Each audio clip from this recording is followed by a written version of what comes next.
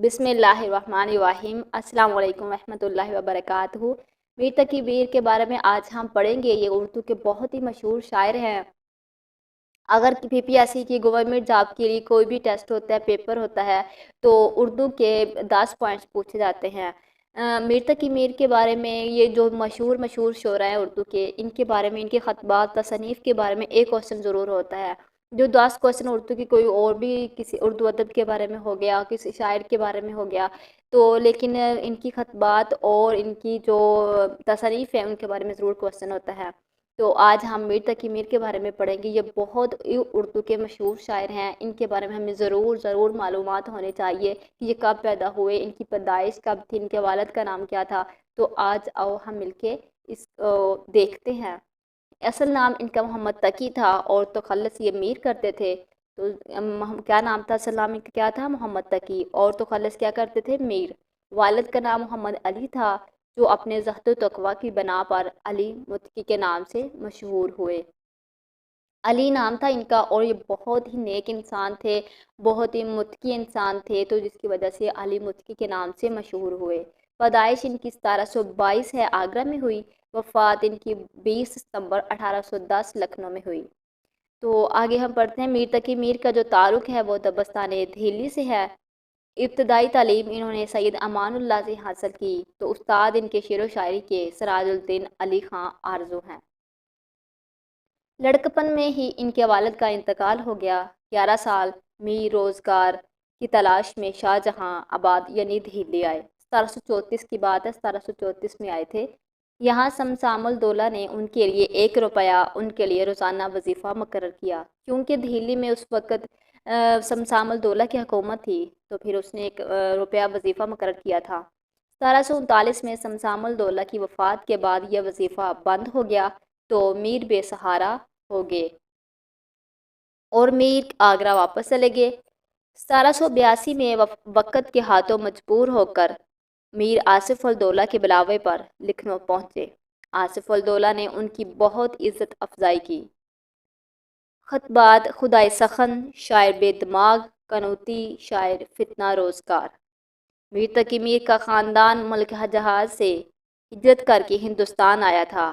میر نے کل 7 دیوان لکھے، جس میں 6 اردو میں اور 1 فارسی میں تھا۔ انہوں نے 6 دیوان لکھے تھے، تو کل 7 لکھے تھے، کل 7 دیوان لکھے تھے، جس میں 6 اردو میں تھے اور 1 فارسی میں تھا۔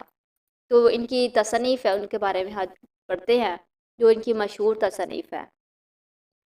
نکات الشعراء، اس میں اردو شعراء کا پہلا تذکرہ میر نے 1752 میں فارسی زبان میں لکھا۔ کس زبان میں لکھا تھا؟ فارسی زبان میں لکھا تھا۔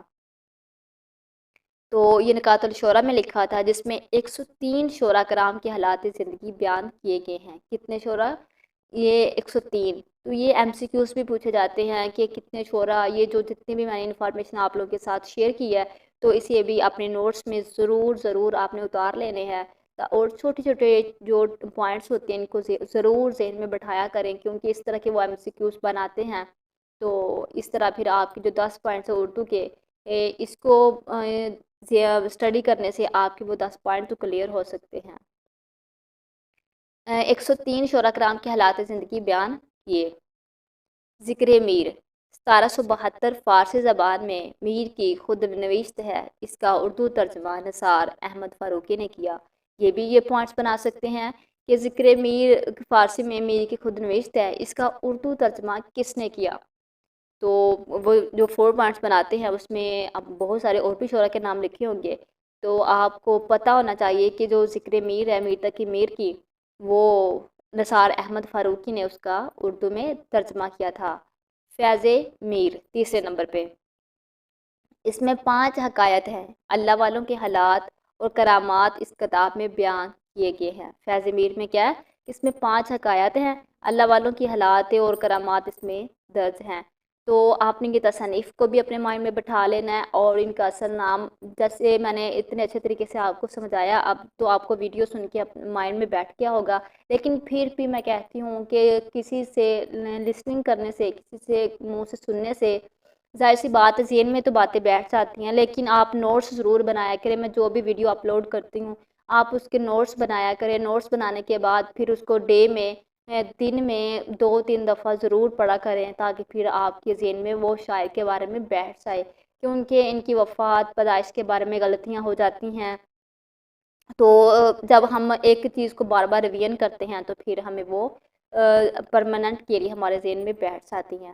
تو جانے سے پہلے میری آپ سے چھوٹی سی ریکویسٹ ہے کہ میرے چینل کو سبسکرائب کرتے جائیں۔ شکریہ۔